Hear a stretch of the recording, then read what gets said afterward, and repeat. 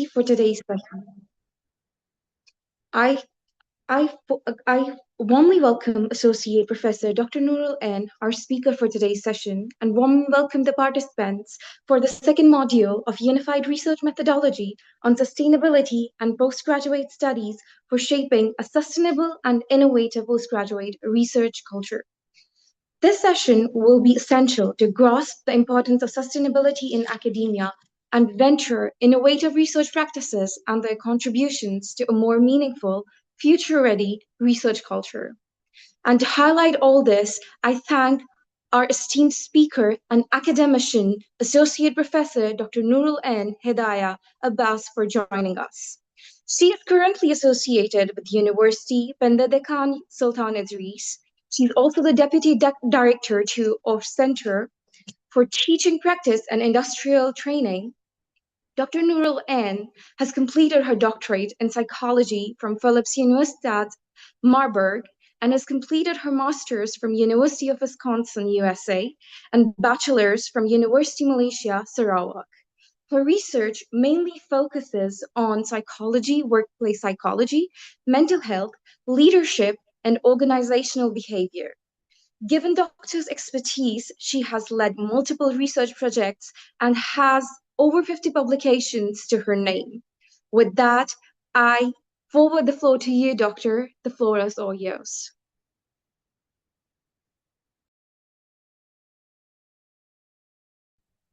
All right, Assalamualaikum and very good evening to everyone. Okay, thank you, International Islamic University Malaysia, for actually having me again. This will be my third time, and I'm very happy and very pleased to be one of the speakers for IIUM. And as I mentioned before, I always think that the idea of having this sustainable research is amazing.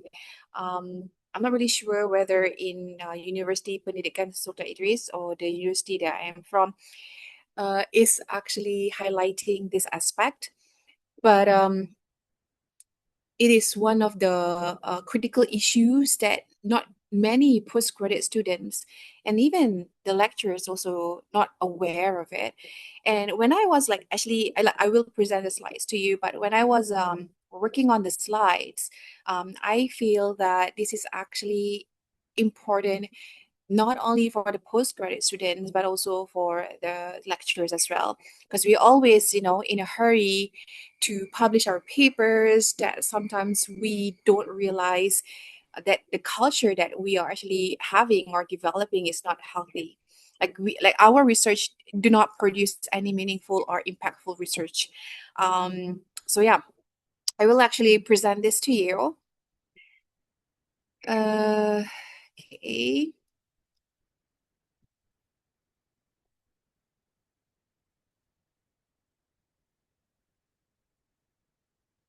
Oh, maybe host, would you like to enable the attendee screen sharing?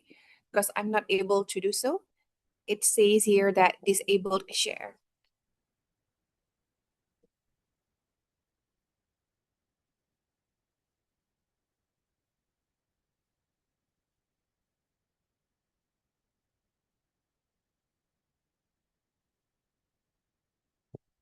Can host actually able for me to share my screen? Yes, we are just trying to change that settings. Just a few seconds. Thank you. No problem. Let me know when it's done. Definitely, Doctor. Thank you for your patience.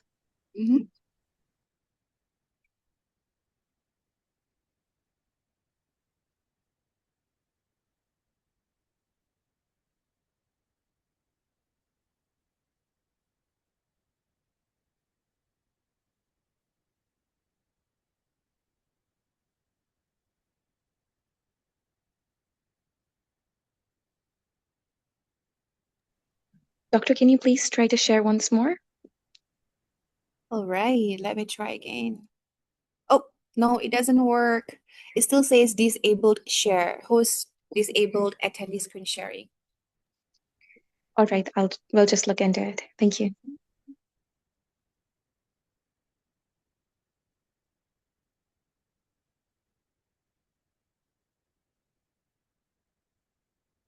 Now you should be able to share it. Can you please check? Sure. Yay. Thank you, Ariba. Thank you so Alrighty. much. Yeah. Okay, so let me know if it doesn't work. I hope you guys can see it now, the slides that I'm having. Um, does it work, Ariba, on your end? Oh, yes, the slides are visible. Yep, thank you, Ariba. Okay, so like the MC mentioned, so for today, this will be the second module. I believe that, as a postgraduate student, you must, undertake quite number of modules. So this one is about shaping a sustainable and innovative postgraduate research culture. I remember that I think like it was like last year or 2 years ago, I did actually present about sustainability as well, but the emphasis is on resilience. So this time the emphasis is about innovation too, rather than sustainability. Again, although this is for postgraduate students, I do still feel that it's actually remarkable.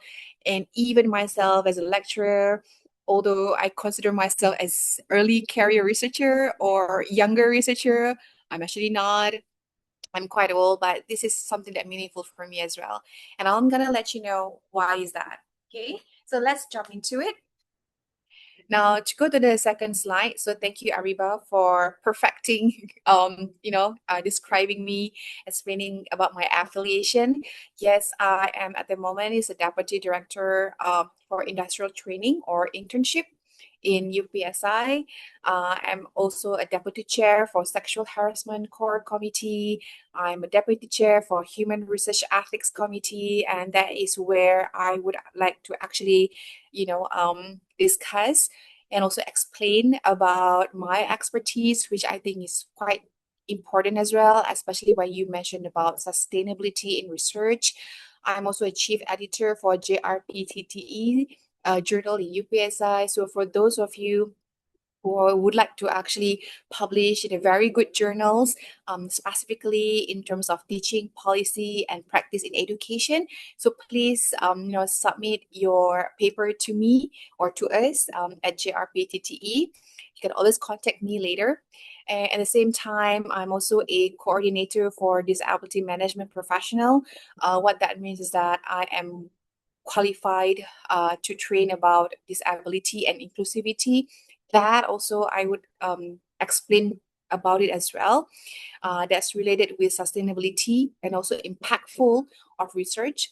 And I'm also a HRD COP trainer. Okay, so this is quite many responsibilities, but I feel that this is something that amanah that is given by Allah subhanahu wa ta'ala, so that I can deliver the best of me. Okay, that also includes to give the knowledge about research to you. Okay, now the main question is that when we want to know and understand is that we want to see is maybe we can reflect back. Okay, how many of you or how many of the students feel that you are sprinting a marathon in your academic life? Okay, um, maybe you can actually reflect and think about it for a second. But some of you who are actually in the first semester, you might feel that you are pretty much in a good hands. But if you are in the third or fourth semester, now you are actually juggling between, academic life and then at the same time the requirement of your PhD and then your personal life as well. So there are times that you feel that, oh, there's many things that I need to do. There's so many things on my plate. How can I actually get this everything done? At the same time, I'm a researcher as well. And being a researcher, that actually places a huge responsibility on my end. So again, think about it for a second. Okay. So how many of you that feel that you are sprinting a marathon in your academic life? Okay. If any one of you would like to share with me your thoughts, please feel free to do so. I would certainly feel that sometimes I am sprinting a marathon. I'm not sure whether I'm winning or not, but I'm sprinting. Okay. I'm juggling here and there. I feel that there's not much 24 hours of a day for me. But then I realize that all those things that I have been doing and I've been like chasing, that's actually worth it at the end of the day. Okay. Now, there are three, I would say, key important things. Okay. If you feel that you're sprinting a marathon in your academic life, firstly, is that I know that even in IIM, you have the pressure to publish. That means that when you want to do your PhD, especially, that you are very much required to publish, right? Well, I can say a lot of things about, publications, especially in predatory journals. A part of them, I'm a deputy chair as well, which I have come across with many, not only plagiarisms, but misconduct of research. But the pressure to publish not only been experienced or felt by the early career researchers or the postgraduate students, but also for the lecturers as well. So you have the pressure to publish, or maybe in your case, you have the pressure to make sure that you finish up your PhD, your master's degree on time. You want to make sure that you graduate on time. You want to make sure that you match all the key important factors that your supervisors are actually highlighting for you. You have that kind of pressure. So with that in mind, there's also a set of expectations that is outlined for you. You would expect, maybe for example, if you're doing your PhD, within that 3 years, you have to make sure that you finish up your PhD. Okay, whatever that personal life problems, issues, and challenges that you have, you're kind of being expected that, probably it will not be much significant for you. It probably will not be that matter for you because you are expected to finish up for 3 years. You're expected to complete your PhD studies, your publications as well, got it done within that 3 years. Okay, some of you might have it for 4 years. Some of you, I feel that it would be 2 years, especially those in a human resource, perhaps. But at the end of the day, we are human. Okay, we are facing everyday challenges, struggles. Okay, and we obviously will be tested by Allah Subhanahu wa Taala. Okay, this is why we are here, to be tested. And in myself, for example, I have been tested with two major significant events in my life that actually make me feel that, wow, am I really sprinting a marathon in my life? Okay, again, although I'm not as young as you guys are, but it makes me feel like that because people are expected me, for example, I'm associate professor, that this is what your KPI, this is your key performance indicator, this is what the things that you have to perform, these are the things that you are actually are expected to get and then to be completed. Okay, but we are humans. We need to be very strategized. We need to be look into it, what are kind of like research that we can do, but at the same time sustain, and then sustainability, and as well as impactful to the society. Okay, the third one, if we put up all these two together, the pressure to publish, the expectations as given by your supervisors, by your organizations, then at the end of the day, you would experience mental exhaustion. And I'm pretty sure as well, although I do not know, I never asked what would be the statistics, okay, that is actually outlined to you, or maybe those postgraduate students that are experiencing, exhaustion mentally. But this is something that is unfortunately quite normal. I know when I was in Germany, I was actually, just like you guys as well. Okay, I even hit a gym. I remember that I told this to my coworkers that I was a gym rat, and they didn't believe me. I guess because of my physical appearance now, but to some point, we always gotta have that. Okay, but the way that we want to go about, the way that we want to address it is how. And these are the things that I'm going to actually share with you. And hopefully, you might have been doing it, as all of you know, but maybe the names of them that you are not clearly identified. No, so now I want to share this Surah Toha again. I shared this as well before. Now I'm sharing it again. And I always have this like recite to myself because it actually also motivates me, in some perspective. And say, my Lord, increase me in knowledge. Okay. Um, I don't know. Sometimes, those Malaysian locals as well, you can actually correct me if I'm wrong. Knowledge, we is actually not optional. It's a lifelong responsibility. When we talk about knowledge or seeking knowledge, it's not only about books.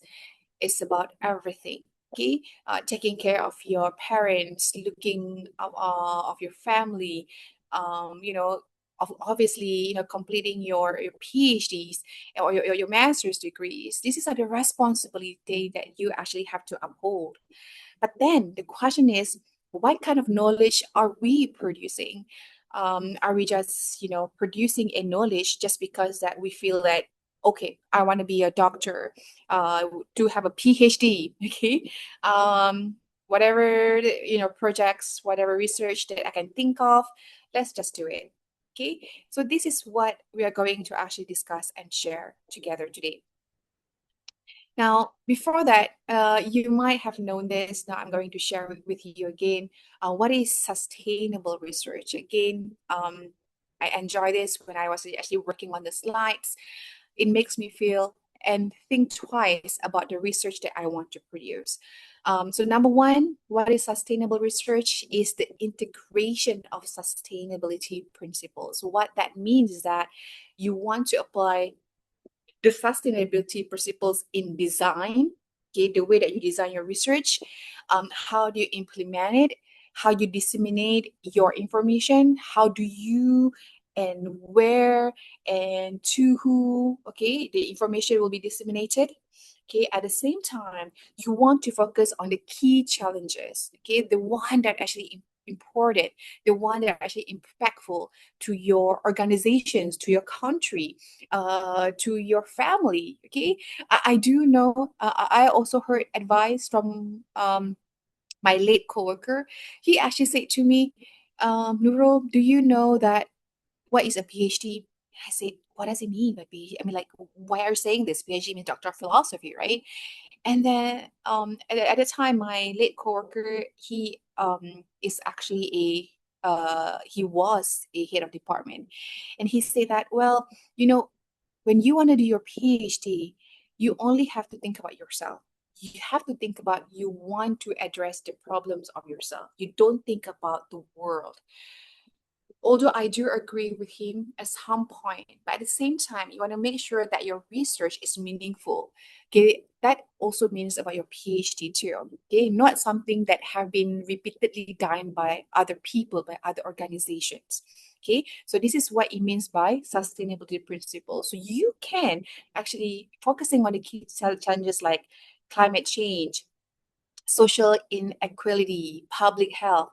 Okay, and number two, focus on long-term impact. What is sustainable research? Focus on long-term impact. Now, we know this, okay? Some of you might know this as well, especially about, for example, like maybe eating healthy, okay? Good foods, right? So we know that some of us might actually enjoy short-term gains, right? Because we feel that, oh, I actually like to have this kind of food, although it's oily, it's high on carbs. I liked it. I don't really, care about it much when I'm gonna be like old. Let's just have this food. Or you can just say that, oh, we can, do our papers or research later on. Let's just, scrolling up and down on TikTok and then see, and then, maybe can have some fun out of it. So that is actually being called as, short-term gratitude, then focusing on long-term impact. Now, when we mention that a sustainable research is focusing on long-term impact, because you're thinking, what would be the impact from your research later on? Okay, because you want to mention that your research not only focusing on long-term positive impact, it, for example, considers the policy, the practice, the public awareness. Okay, so some of you might actually are in maybe humanities faculties, right, or humanities schools. So what actually good in your community? What actually the betterment for the community that you are in? You need to actually look at that one as well. Again, the key is actually sustainable research. The third one is interdisciplinary approach. Interdisciplinary, you might have known this as well, which means that if you're coming from a schools of humanities, you don't actually, just work by yourself. You also actually working on, to address complex issues and foster innovative collaborative solutions. For example, like myself, I'm a psychology lecturer. I'm also working with artificial intelligence expert. I'm also working with human resource too. Okay, so you need to actually try to integrate and then apply those approach from other perspectives. Number 4 is community engagement and empowerment. So what you want to do is that you engage communities and stakeholders to co-create solutions, enhancing the relevance and credibility of its findings. So community engagement empowerment, like I mentioned, which is actually similar with point number 2, you need to know what actually the betterment for your community. For example, okay, this is one of my research, which is about mental health for Malaysian fire and rescue forces. So this research is very, very important in terms of increasing the mental health among the firefighters in Malaysia. Okay, so I got this from a grant of Ministry of Higher Education. So my community at that time, I felt or I perceived that is badly needed in terms of mental health skills and also assistance for these firefighters that have been working on for quite prolonged hours rather than other enforcement uh, or emergency workers. Okay, so this is during the COVID-19. As you can see, I'm having these discussions through the platform of Zeus. Okay, now number 5, ethical considerations. So ethical considerations, as you know, following ethical standards that protect participants, communities, and the environment, building trust and credibility. And this is one of the points that I am deeply liked about. Unfortunately, not many people are very aware of it. And when I actually saying this to you, it's not only in terms of your community, which is the postgraduate circle, but also lectures as well. Sadly to say, the lectures as well. Well, there are many reasons why, but what we are hoping that when you, as the postgraduate student, knows what sustainable research is, then you can really understand that how important the ethical standards are. So this is something that you need to know. Although you are international students, I believe that you still need to adhere and understand this code. So this is the Malaysian Code of Responsible Conduct and Research. And this is something that is very significantly author need to understand. Okay, because when you mentioned about the research publication, okay, these are things that need to be included. You have to make sure that there is authors mean that the one that are designing and conceptualizing the research. Authors mean organizing and conducting the research. Authors mean the analysis and interpretation. Authors also mean drafting the significant parts of the paper. Okay, so this is what authors actually significantly mean. Like I mentioned, this is something that not only the postgraduate students might have issues on, but also lecturers as well. But again, when we talk about culture, which is like in line with the topic that we are having now, that actually gives a call for us to make a change, to make improvement, because we want to make sure that we are producing research that is sustainable and impactful. So the very first basic part is that to make sure that it will get clearance, no issues in terms of ethics. Now, some of you maybe are students in psychology schools. I do know that there's a psychology department, okay, in humanistic schools. Okay, you can correct me if I'm wrong. You can just put your thoughts actually in the chat box. But this is a Stanford prison experiment, and I don't actually plan to explain to you about this experiment. But in my opinion, please feel free, go and watch this research. Uh, well, this is supposed to be a very normal, ordinary psychology research. But then it went wrong when again, we are humans, right? We are born to be tested. And then these experiments actually show to us that humans can change. Although it's not like, in our conscious level. Okay. Zimbardo, the main researcher who conducted this experiment, I think he's still alive. He received a Nobel Prize for this experiment. But I guess my key point here is that even it is conducted by a prominent, because he was, I don't know, I think he no longer working there, but he was, or it was being conducted in Stanford University. And if any one of you knows what Stanford University is, it is one of the top universities in the US, and especially very good in psychology. So the idea of this, like why I'm sharing this experiment, is that number one, it was conducted by one of the prominent researchers in Stanford University. Number two, although it was not intentional, somehow the humans were born to change because of the conditioning that was given to them. And number three, the consequences to other people were actually there and existed.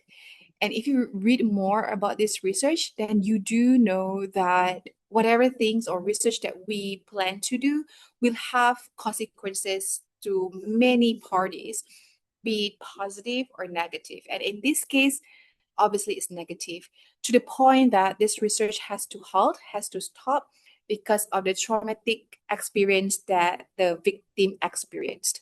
Okay, so Stanford Prison Experiment, please have a watch, feel free, and then hopefully when you watch it, you will get the experience, or you get the wake up call that you really need to make sure that your research is ethical.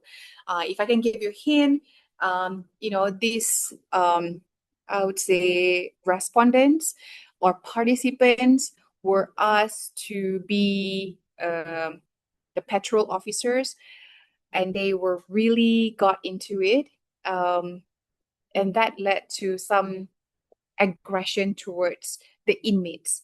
Um, Again, it's a subconscious level.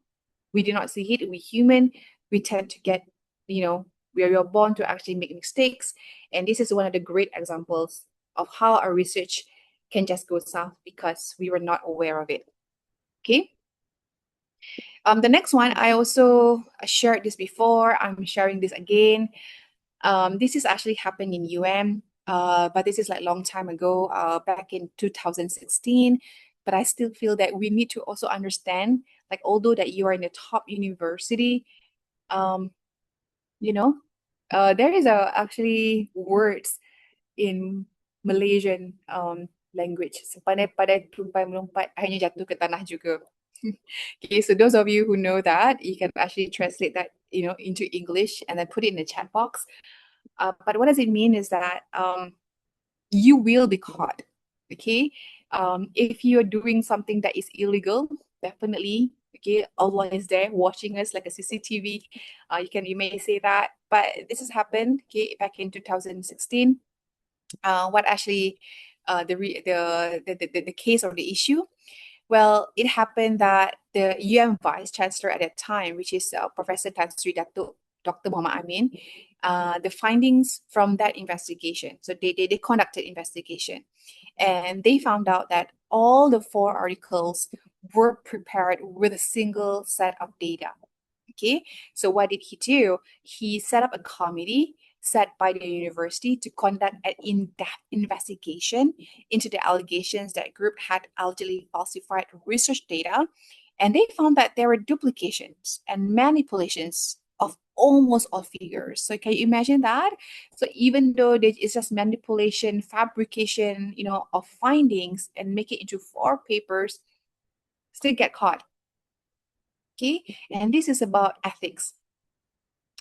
Now, we have a look about ethical considerations. Now, let's have a look at number 6. So this is the same point with number 2, same point with number 4, in which the contribution to knowledge and policy development. Now, if you're familiar with the grants given by the Ministry of Higher Education Malaysia, they always emphasize in terms of policy development.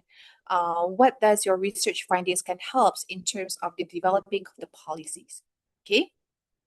So what does it aim? It actually aims to inform policy and practice while ensuring effective dissemination to policymakers, practitioners, and the public. There are times that, when the findings are actually executed or received, but they are not being disseminated to the respective parties appropriately. Okay, so this is what it aims. So all the 6 points is sustainable research. But then it leads to the next question then, what is sustainable scholarship? Well, once we know that this 6 is sustainable research, the scholarship would be number 1, it must be enduring, meaningful research. Now, I showed to you guys before that some of the researches that I conducted, that I consider myself as impactful. Okay, these are some of the research that I did and I conducted. And as you can see that all these, for example, this is about mental health, and there's about stress management because I'm a psychology, and there's about caregivers, leaders, talent development, mental health again, and also the return to work program. So we're gonna actually delve into this research one by one because I really want to make sure that you understand what does it mean by sustainable research is. Number 2, ethically and environmental responsible. We talk about ethical quite comprehensively. Okay. So environmental responsible, meaning to say that if you don't feel that you need to use papers, then you don't have to. You can just read it on using the tablet. If you feel that you don't actually need to have plastic as a container, then you don't have to use plastic. I know that when I was in the US, when I was in Germany, we don't use plastic. We use papers. Okay. There are many reasons why. At that time I'm still young now. I was younger. I didn't know what actually the importance of having plastic bag rather than waste paper basket or bag rather than plastic bag. But I hope you do know, especially those of you who are actually coming from other countries, that Malaysia is somehow very heavily relies on plastic, which I'm not very happy about. Maybe I was, being indoctrinated with the ideas of go green.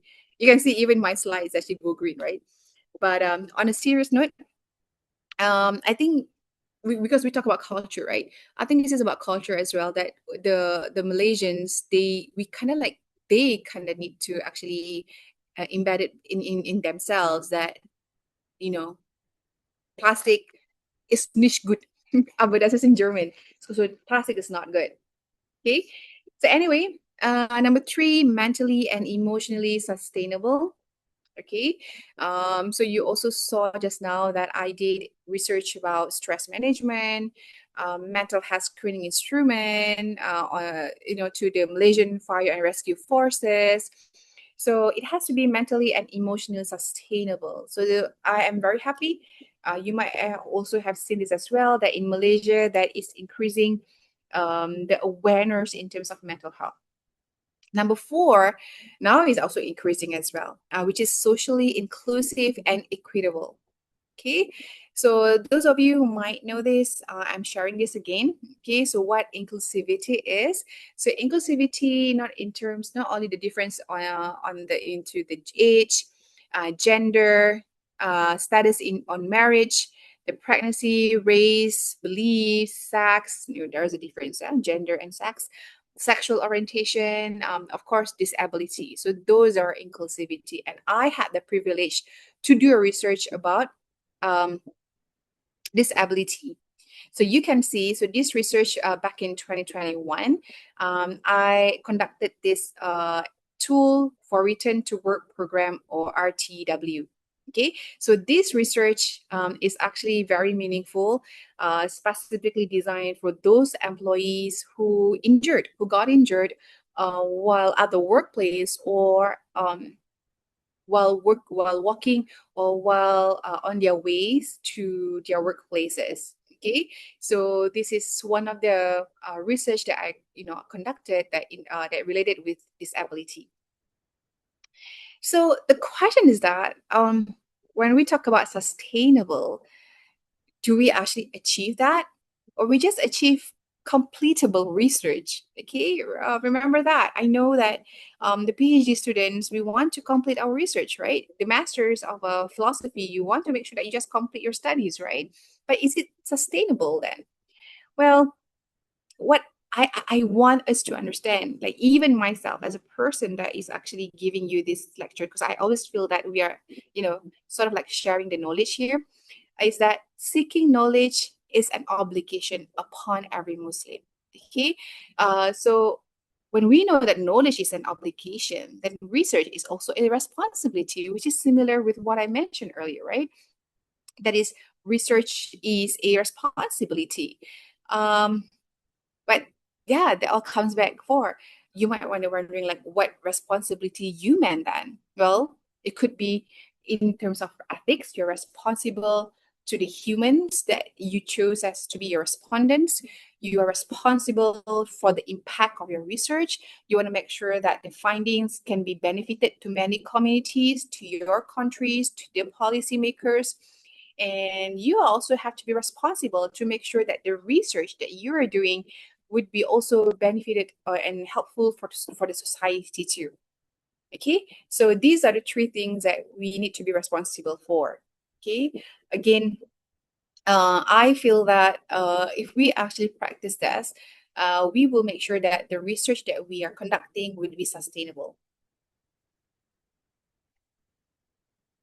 Okay, now, although we do know there is a crisis in academia, okay, we talk about sustainable research, we talk about sustainability scholarship, but we need to know the status that is going on now, especially in academia world, right? The first one is that publish or perish culture. What does it mean is that, especially those of you who has to publish, like myself, I'm a lecturer, I have to publish papers. If I don't, then it will be perished. And this is the culture that Malaysia is having at the moment. We are aiming to, to get publication as many as we can, right?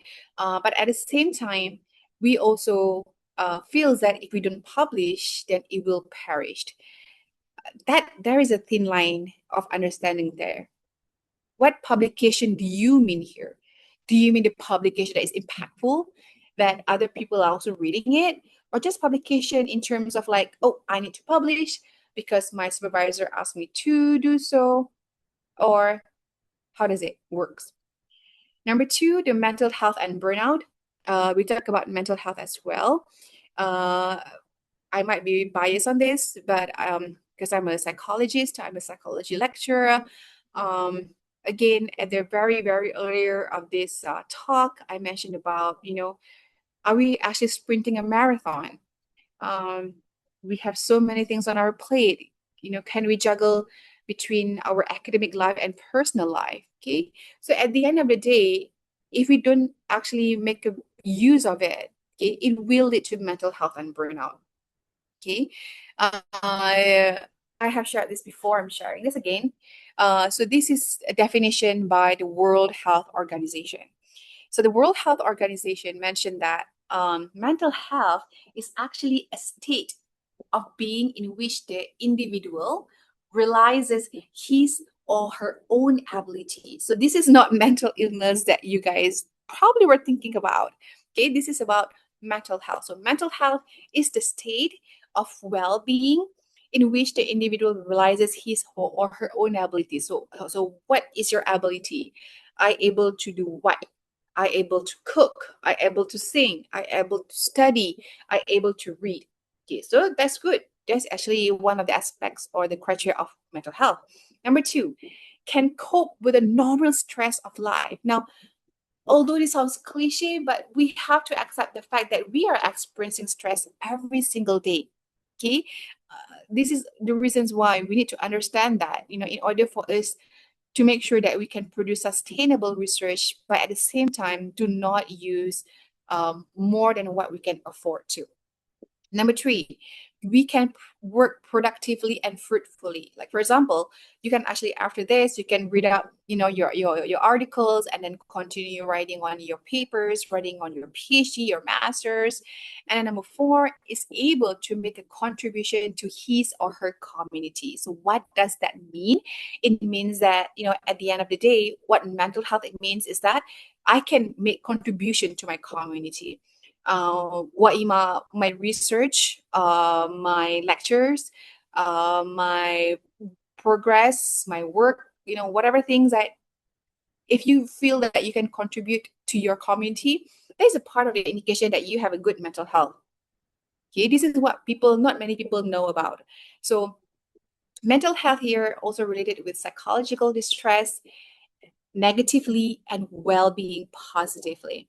Okay, now this is the burnout that I mentioned. Okay, some of you might also wondering what's the difference between stress and burnout. Like Dr. Nurul mentioned that we are experiencing stress every day. So what's a big of a deal of it? Well, stress happens every day. You have stress, you have eustress, and stress happens when you put in too much effort. Okay, but you do feel emotions more strongly. I feel sad, I feel happy, I feel tired, I feel, I don't know, I feel angry. Okay, three, you feel hyperactive and anxious. For example, you are afraid if you don't, study well, but you're gonna sit for your exam tomorrow, so you're anxious about it. uh, and then you have less energy if you get tired easily, if you're actually focusing on many energy like cognition development, you're focusing on the energy of happiness, you're focusing energy on giving lectures, for example, the person that talking now. And then it can take a physical toll. Okay, so these are the stress, and definitely you're experiencing this every day, and this is very much normal. Okay, if nobody is gonna say like, oh, you're thinking the right thing, then you can just say, oh, this is what Dr. Nurul says. Like we are experiencing stress every day, but the continuum might be different from one to another. So coming back to that, Dr. Nurul mentioned that burnout is more serious. What actually burnout? Well, burnout happens when it is hard to put in any effort. You feel that, why bother? Why do you have to put effort? Why? You don't have to. So you do not want to put any effort. So that is what we call as burnout. Number two, your emotions feel blunted. Okay, because once you feel that, why should I bother to give my energy to work on my PhD, then you pretty much don't feel anything. And this is what you mean by your emotions feel blunted. Three, you feel drained and helpless. What does it mean? You get tired, but then if you're stressed, you'll get hyperactive and anxious. But if you burn out, you just feel that, what's the meaning of me, being tired and helpless? It doesn't matter anymore. You just don't have any emotions. Okay. In comparison with stress, you have less energy. But for burnout, you have less motivation. When stressed, you are still motivated. Okay, let's do this PhD. Let's do this master's degree. Although I have, family issues, although I have some financial struggles, but let's try to finish this thing up. Make sure that I am able to complete my PhD. Okay, but you just feel tired because you've been working so many hours. But if you burn out, again, remember when I mentioned, you just feel that, why bother? Why there's a need for me to do so? I don't really care anymore. I just feel helpless. And then that also means you have less motivation. Number five, it also takes a physical toll for stress, but for burnout, it's emotional toll. Okay, so they can see how dangerous it is. We can have a class of psychology later on, but my point is that actually when we talk about emotions, about mental issues, those are actually very, very important. Although some of you might feel skeptical about it, but it is not. That actually the one that drives you, your physical health, because actually physical and mental health is actually related to one another. Okay. The next one, precarity and funding gaps. Okay, so I'm pretty sure some of you might have seen this, in which that when you want to publish a paper, the fee is about like 2,000 US dollar. Oh my God. Okay, but then you're just a postgraduate student. I'm just a baby. I just remember that the memes. Sorry, just that my sister always kind of like, make a fun of it. But yeah, so you pretty much, a PhD student or master degree student, you only have $3, but now you're expected to pay what, $2,000 to get your paper published. It doesn't work that way. Okay, so this is the reason also why I do feel that we feel that, oh, this is the crisis that we're having now. When people want to get some knowledge, they have to actually pay more. Okay. The next one is that environmental footprint of research. Okay, this is also related with the environment that I mentioned about as well. So those are the crises in academia that we're experiencing at the moment. Now, another surah al-Araf that I like, okay, do not cause corruption on the earth. Now, of course, when you talk about corruption, one of the things that actually pop up in on your head will be like dollars and cents. Okay, but corruption is not just environmental. It includes unethical research. It includes data manipulation. It includes harming participants, and it includes even harming ourselves. We talk about unethical research, right? We also talk about data manipulation. Remember what actually happened in back in 2016 when they fabricated the data? We even talk about harming participants. We talk about this experiment, which I want you to actually see how does humans can change, right? And even harming ourselves. I would be very happy that if you don't get the experience or you don't even get familiarized with the experience of harming or harmful research, but that exists, especially myself as a psychologist. I have, and of course, the deputy chair of the committee for ethics. I really have to go through all this process, have to go through all these papers, and then I'm just making sure that, I will not be able to harm, to make sure that the research, will not ever be harming even the respondents and also the researchers themselves. Now, because of that, we know the crisis now. We know also that the impactful research still needs to be done. But then we also know that, the sustainable research has to be there. But what, does it actually takes? Well, the first one is that we need to rethink the research culture, right? We have to make sure and we need to understand collaboration over competition. Coming from a country that is actually prioritize highly competition. Some of you might have known this. For example, maybe they're saying that, for example, Malaysia is very highly in collectivistic culture. Similarly goes with Korean culture, but there's actually a difference as well. I think I think over time that Malaysians are becoming more competitive in terms of individual, from one into another. And this is also quite similar in Korea. I do know that because my cousin studied in Korea for about 5 years, and he did say that when we were discussing about it, and then because research always say that, oh, these are the collectivistic countries, they're so they should not have a problem in terms of competition, but it's not the case. So now when we talk about rethinking the research culture, we have to make sure that the collaboration is actually there. Okay, as much that we do not want to have that, but we need to remember that I told you when there is a research about maybe like myself, mental health, I need to pair it up with artificial intelligence. So similarly with competition too, you don't feel that, oh, I need to compete with that person that is doing his PhD in engineering. Okay, why don't we try to collaborate now? Okay, rather than to compete. Number two is depth over speed. So depth over speed means that again, this is the one that I feel very much related with lecturers, okay? Because we are always sprinting a marathon. We want to make sure that we publish articles as soon as possible, as fast, as we can. But then we do not know whether is it a good research to publish, is it beneficial for those people or not. So that actually happens. So now when we want to rethink the research culture, because we're thinking where we are actually saying about reshaping our culture, right? So we need to actually explore the depth of it too, the critical part analysis of it.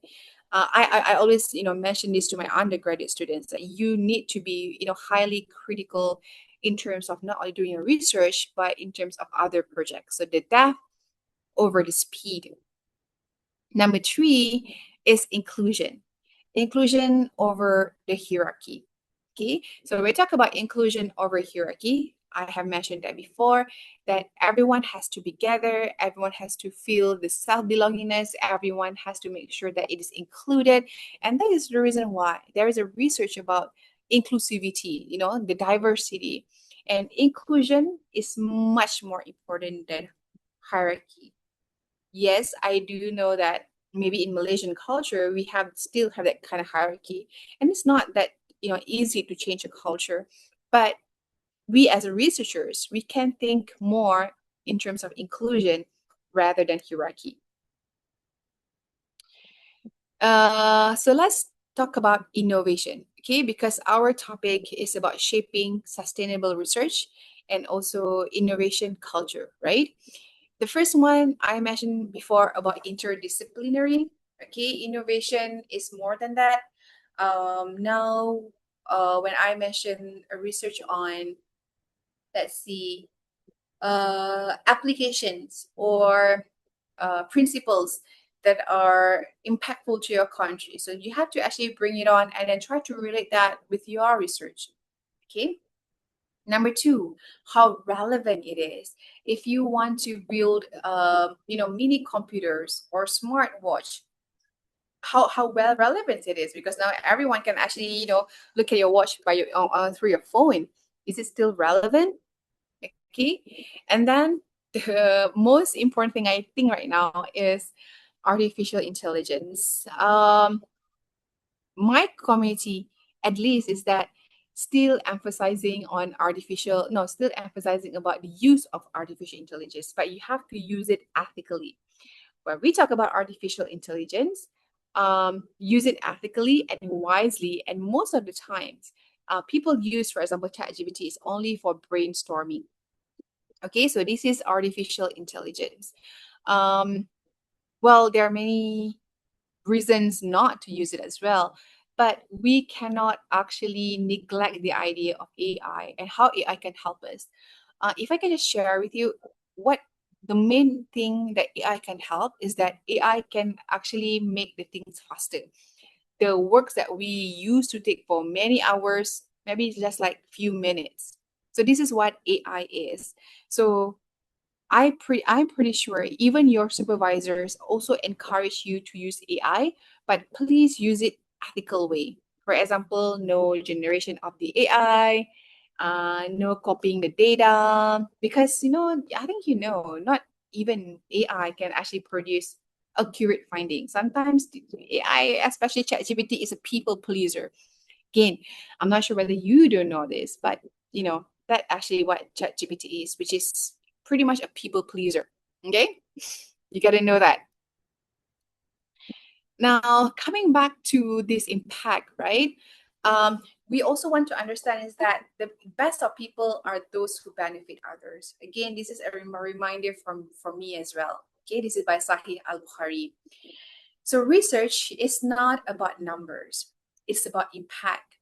Um, I know. Sadly, I think IIUM is an exception of it, but other universities, they are sprinting a marathon to be the journals that is actually up there. But I wouldn't blame them. That's actually the requirement by the Ministry of Higher Education, to be up there as possible. But when we talk about sustainable research, especially the impactful ones, research is not about numbers. It doesn't really matter if you have like 2 or only 1 research per year, but what is more important is that your research must be impactful and who can actually benefit from your research. Okay.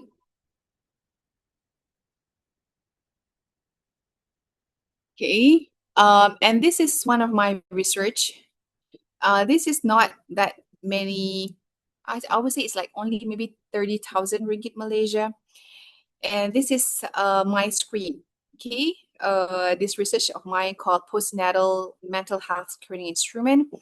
And this is back in 2019 during COVID.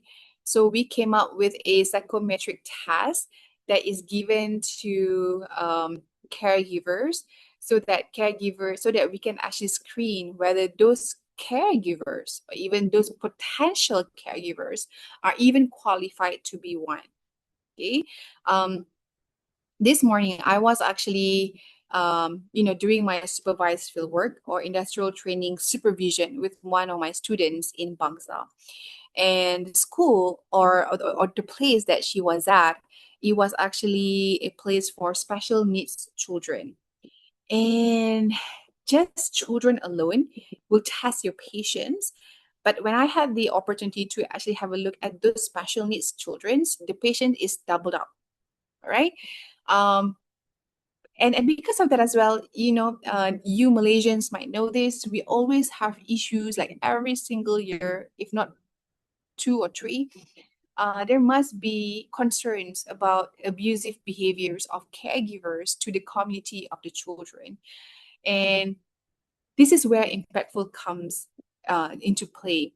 Because when we talk about impactful, I want to make sure that when I came up with a research, it can be beneficial for the community. So in this case, for the community of Malaysian parents, they want to send off their children. They want to make sure the caregivers will treat their children appropriately. Okay. And because of that, the research that I was conducted was making sure that, whether the potential caregiver is really fit to that, the potential caregiver has the criteria that, the agency is looking for, and the caregivers will not have any issues of having uprising problems with the children. So I hope you do understand about impactful research here. Okay. This is also the impactful research. Like I mentioned, this is about mental health of firefighters, about inclusivity, because we know that people bound to get hurt and injured. So the next idea is that what would be the strategies for sustainable research? Number one, okay, it has to be adaptability. We need to make sure that we can adapt to it. Just like, those you guys who are international students, you are able to adapt to the Malaysian culture, right? You're able to adapt to the learning context in IIUM, for example, to make sure that you produce good and impactful research. So adaptability is important to make sure that this is the strategy for you to ensure that. Number 2, networking. Not only you need to make sure that you can come up and couple with experts as well from different fields, but also you can disseminate your information to the appropriate parties too. 3, strategic publishing. Remember the very first few slides when I mentioned about publish or perish, you do not want to publish in a predatory journals. I know some lecturers just, submit their papers to whatever publications or journals that they can think of, but that's not necessarily a good decision. You have to be very strategic about it. The next one is responsible AI. We talk quite a lot about it, in which you need to understand how to use AI appropriately. We cannot actually prevent that from happen. We need to embrace it. And then resilience. Resilience is something that is very much important. Some of you might know this because this is like everywhere, everyday words. But yeah, resilience is a journey to bounce back because we're gonna have like stress every single day. we, gonna have like mental health issues maybe one of the days. We're humans, right? I always think that, whenever that we are having difficulties, I always think positively that, we are humans. We are actually born to be tested.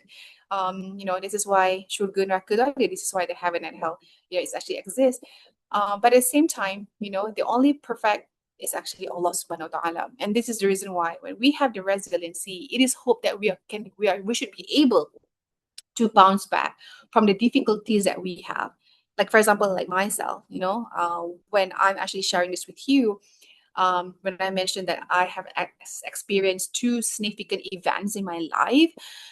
One is the passing of my mom, which has happened about like not more than 3 weeks ago. I think it was like 2 weeks ago. The passing of my mom, and then number two, miscarriage.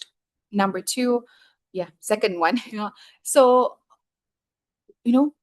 this resiliency actually helps me to bounce back, helps me to actually, do what I'm doing now. And in fact, like, giving these sessions with you is also a platform for me to actually, share my information, share my knowledge with the community of postgraduate students. And at the same time, this is something that I, like and enjoy doing as well, sharing information. And because I do know that when I share this is what resilient is. You try to make sure that you're giving the positive thoughts to other people, but at the same time, you're also giving these positive thoughts to yourself. And then by having that, I just don't want you to think about like toxic positivity in which you feel that those negative emotions do not exist. Well, they do exist. You need to validate it. Like, okay, acknowledge it. This is the stress that you're having. This is the grief that I'm, in a grieving period of the passing of my mom. But I do know I need to bounce back. Okay, so we need to acknowledge that. Why resilience is important? If you look at the left slide, because it's actually there. Okay, we need to juggle, between our work and our personal life, our health and our work, our time and our hobbies. Can we do all that? We only have 24 hours a day. Okay, we need to strategize more. So these are the things. I do not want to take much of the time. Now it's like 12:42. What I can just share with this is that I think you do know, but I'm just sharing the names of it. This is from the psychology perspective. The problem focus is that when you have a problem and then you try to resolve it by examining the problem and taking action to solve the problem, okay, by managing your time, because you do know that you only have about, like, for example, 7 hours per day to work, and after that you have to work on your PhD or master's, and after that you have to go back home and then be with your family. Then you need to plan your time well. Number two, you got to set your boundaries up. Okay, your supervisors need to know that they are your supervisors. They are not your fathers biologically. They are not your mothers biologically. They are supervisors, but that does not mean it's a bad thing. It means that you respect them as a supervisor, but not as your biological father or biological mother. You need to set the boundaries up. I can actually talk about boundaries one whole day. Okay, but you need to understand when you don't have the boundaries, it will eventually eat you up, and you do not want to have that. Okay, the next one is the support system. Okay, like if you're having problems, issues, challenges of publications, for example, then always rely on your friends, the person that you can trust, and talk about this, because this is the key of building up or having a sustainability and innovative research culture. The next one is emotion focused coping. So emotion is that because you somehow cannot change the perceptions of emotions, right? Remember, we have to acknowledge it, whether we are sad, whether you are in a grieving period, you are angry, you are happy, you are what else? Emotions: angry, happy, sad, grief, sulky. Okay, so once you know that emotions, you just have to let it go. Okay, somehow it just like got stuck into my head. The song of Frozen, okay, by letting go, diverting the attention, or managing status of health. What can you do? Okay, this is what you feel, right? But you know that you need to release the emotions. Okay, what can you do more? Right. So one of the things that some of you might have been doing is that by exercising, or maybe by journaling it down. Okay, so these are the things that are actually meaningful and helpful for you. I know, I think I told you guys before as well, when I was in my, during my PhD, when I was in Germany, I was actually a gym rat. Although, again, not many people believe it, which is fine. But I was a gym rat. And that actually one of the platforms I channel my stress out. And I think it worked. Yeah, otherwise I'm not here as a doctor, right? Okay. So now you do know all that. What you can do is that you need to shift your mindset from I must finish my thesis to I want to contribute meaningfully. Okay. So when you do that, you kind of like, diverting the pressure to propose because you feel that, hey, I need to do this research because I want to contribute to my community. I need to do this research because I feel that this is important to be to give the findings to the policy makers for the development of my organization. And when you actually have that kind of mindset, you don't feel any pressures. You don't feel the burnout. You don't feel the pressures that was actually given by other parties, by your supervisors, for example. And from that shifting of the mindset as well, it also can change from stress to meaning because you pretty much doing a work but you don't know what is it about. But when you do understand your research, the sustainability of it, the importance of that, the impactful of it, then you feel that I need to do this because this also gonna help what I need to do this because this is gonna contribute to what. Okay. So what I want to say is that knowing all of this, okay, you need to understand what actually your role is. Okay, number one, you need to know your values. This is the time that you need to understand yourself. Again, I'm not talking only to you, I'm talking about myself as well. I'm been struggling about my personal challenges at the moment when I mentioned about that two significant events that happened to me. But I need to know my values, what actually I appreciate more, what are actually the things that I don't like, what are things that I can set up as boundaries, what are things that I want to, invest on. You need to know your values. Number two, you got to build resilient communities. We're not talking about like positive thinkers only. We're talking about resilient communities. That means that we acknowledge that the stress will be there. Okay, the challenges will be there. The conflicts perhaps will be there, but we need to have and we need to understand the bounce back skills and issues. Number three, advocate for change. We want to change. I always talk about this. I can talk about change one whole day, but change is the only thing that do not change. Change is inevitable. That means like we are bound to change. I'm also changed from my I feel that I'm the better person and I experience a change throughout my journeys to become an associate professor. You also, I would say, that experience a change as well. So you be the advocate for change, and when you do know this, you will know what is your role in shaping a sustainable research and also innovative culture. Okay, so with that, thank you very much. I'm sorry I take quite a lot of time. I think like 5 minutes more.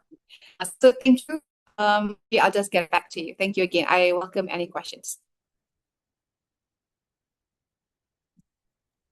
Thank you so much, Doctor, for that insightful, meaningful session. And I'm sure postgraduate students, academicians, and researchers are sure to learn something from this. With that, I will open the floor for the questions. If there are any questions, participants are requested to please type them in the chat box.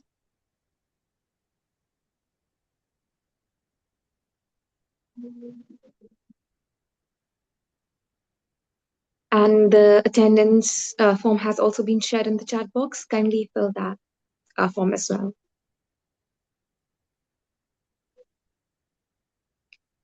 We'll wait for a few more seconds for the questions to come in.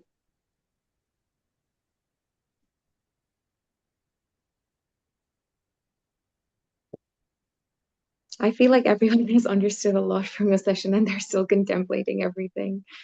If it's all right, can I ask the question that has been on my mind? So, Yeah, sure. Go ahead, Ari. yes, Doctor, you talked about sustainability, and I wanted to know, since you focus more on the research and the researcher, is there a particular role that sustainability can play for the participants, since they are the primary uh, entity that is being involved in a research? And if so, how can the researcher ensure that they're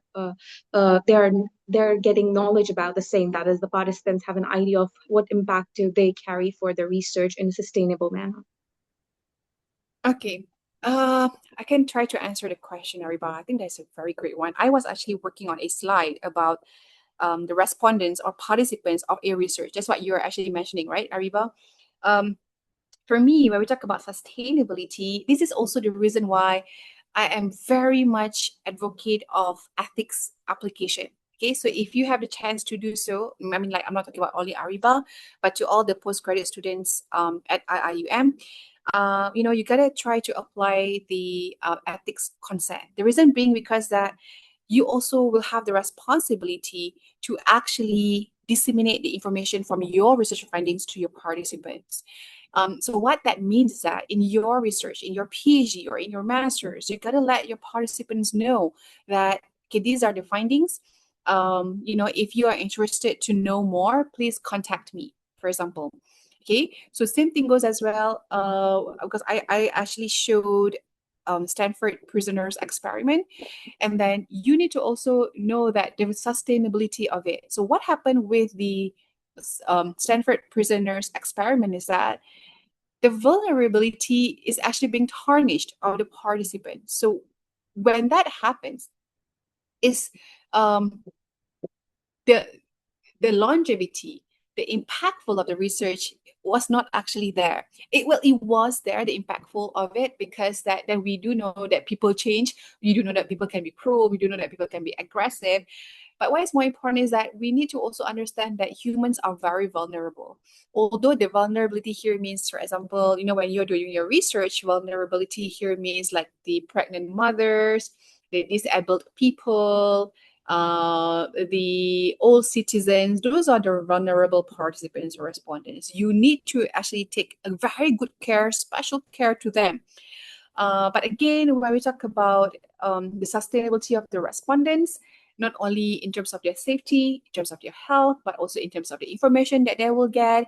And maybe this is also the reason why, when I mentioned about impactful, that you need to understand how impactful your research is. If it is not impactful, then maybe you don't have to do a research at the first place because you do not want to use much of your participants' time. Okay, I hope that answers the question, Ariba. Yes, that's clear, Doctor. Thank you so much for the answer. Also, another question is about the ethical approval. So, can you let me know, for example, you are doing a research and it targets to understand from, for example, it's a political science student and it targets to understand the policies or something, critically analyze the government. So, how does one ensure that such research gets an ethical approval since government is involved in such approvals? And that can be tricky sometimes to navigate. So, would you have any advice for that? Oh, I love that question. I wonder if that question is coming from one of the participants. I mean, like the one that we're having here. The reason being because I think I remembered the second time when I was the speaker for this workshop, there was also a similar question about it. But yes, you are correct. I don't know whether it's unfortunately or fortunately or not. When I did a research with the firefighters, right? It was those are actually officers or personnel, from the government agencies. So I had to be very careful about it. So I can actually disclose about the data, but I should not actually disclose about the names. That's number one. Or even, telling like which fire stations that I had my research on. Okay, because no, they wouldn't allow that. Even the ethical approval wouldn't allow that. And number two, when you talk about the government agencies, right? I think they can understand if you want to publish that, but you just don't have to disclose the information. But when you actually explain the benefits of publication, they will understand it. Like for example, for the KPI, for the dissemination of knowledge, you just make sure that they give their consent, and at the same time you don't disclose the personal information of their personnel. Yeah. Great, doctor. Thank you so much. That will be all. I hope it's a meaningful session for everyone. And thank you once again for your time and for that very, very meaningful session and the jokes in between. Thank you so much. Thank you. I'm actually having so much fun again. Thank you again for inviting me, Ariba, and also CPS IIUM. Thank you, everyone. Assalamualaikum. Alaikum assalam wa rahmatullah. Mhm. Thank you.